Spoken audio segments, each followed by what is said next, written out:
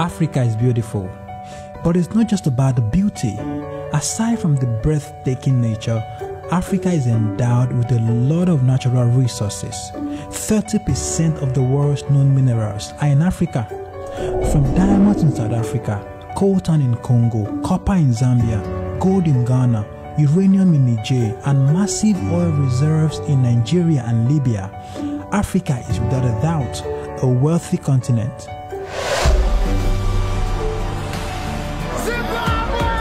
Welcome to Rwanda. Sierra Leone is a blessed country.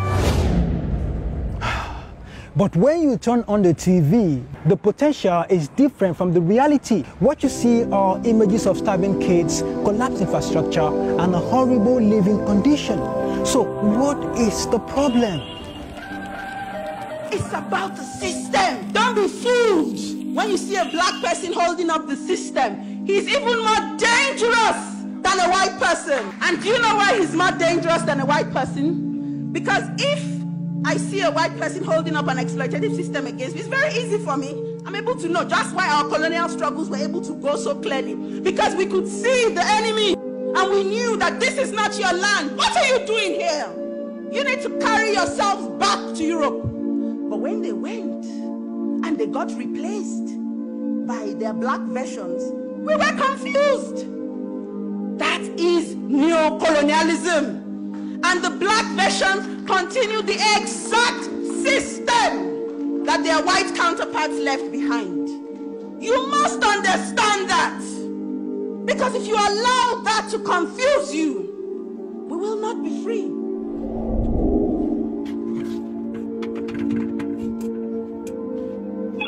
Hello? Yes, Thunder. What are you doing, man? You're wasting time. We need you in Africa to fire some of our leaders. Yes, I mean, how can Zambia have one of the largest copper reserves in the world, but 60% of its population still live under poverty and unemployed? You're surprised? I'm surprised too. Listen, copper is used in power generation, building construction, and car manufacturing. But none of these things happens in Zambia. They only extract the copper and take it to other countries. Everything around Butundo belonged to the Swiss mining company, Multi Glencore. And leave Zambians in poverty and pollution. Children suffer the most from this severe environmental pollution. The boy couldn't breathe and had pain in his chest, and he started bleeding from his nose. And that is why we need you now to come and fire our leaders. Thunder, please come and fire some of our African leaders. Yes, we don't have time, man. They are destroying the continent. Please come quickly, please. Nigeria. Africa's largest crude oil producer and the most populous nation with the people of African descent in the whole world does not refine its own oil. Nigeria exports crude oil and imports refined petrol. Listen, this means that Nigeria's crude oil is actively creating employment in other countries, while millions of Nigerians are unemployed and living in poverty.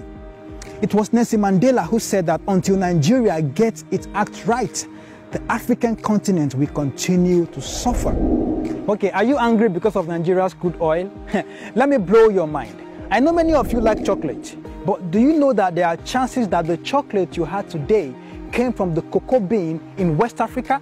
Because 70% of the world's cocoa bean comes from the African countries of Ivory Coast, Ghana, Nigeria, and Cameroon. But surprisingly, none of these countries is a top producer of chocolate. But every day we spend billions of dollars to import chocolate. It's the same thing. The way Nigeria's crude oil is being exported is the way we export our cocoa to import refined goods. As these resources keep going out to power other economies, this is how unemployment and poverty keeps growing. The origin of this cashew is illegal land. Now they are taking it to different countries now. We have no machine here, the federal government is not assisting us and the state governments. If we have the machine, all these things could have not gone out. They are taking our resources to the outsiders. So we are losing, we are not making, and it's them that are making. I can go on giving you other examples and talk about other problems, but this video will be too long. So let's talk about the solutions. You see, I'm a big advocate for the people of African descent all over the world to come back to Africa to invest their resources, their expertise, their knowledge and experiences in different sectors of the African economy. But to be honest, if we do not get leadership right, no matter their investments, our growth will be slow and insignificant. And time is a luxury we cannot afford. So the fastest way for us to grow is to fix leadership. And leadership cannot be fixed if we as individuals do not fix our minds. Let me explain. This man you see was a two-term governor of a state in Nigeria. He was sentenced to 12 years in prison for diverting over 8 billion naira of the state funds into a private account. Barely 6 months after his conviction, he managed to get out of jail. Now that sounds bad, but what is worse is this.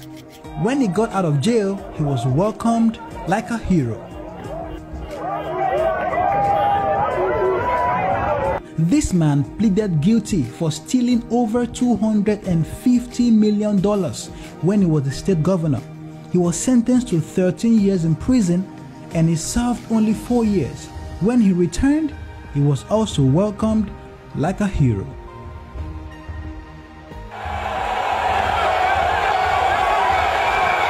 This man right here is the current serving governor of a state. He was caught on camera taking $5 million bribe from a contractor. Even with this evidence, the people still supported him and made him a two-term governor.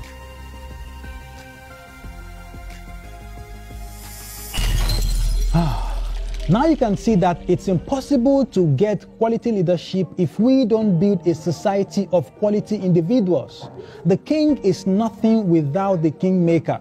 And in this case, we are the kingmakers. We the people give them the power they possess. Until we build our minds to look beyond religious and tribal sentiments, we will continue to have leaders who will steal public funds and open the gates to foreigners to take our resources while we continue to struggle. Our biggest problem is ignorance, so that is why you have to share this video, because the more enlightened Africans are, the better our chances of building a better Africa.